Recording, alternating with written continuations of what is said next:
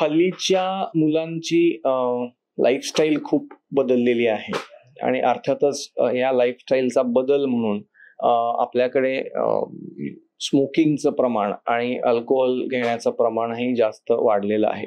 म्हणजे number of people smoking or having alcohol and the amount of smoking and the amount of alcohol that they take, या दोन्ही गोष्टी त्याच्यामध्ये महत्वाच्या आहेत.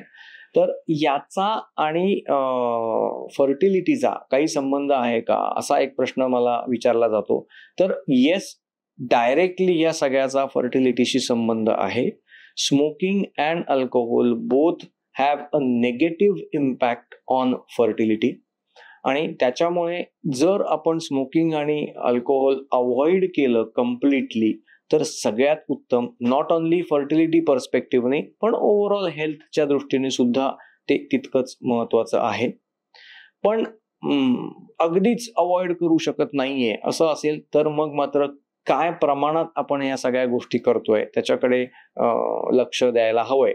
पण मेडिकली मला विचाराल तर smoking and alcohol both should not be a part of your life.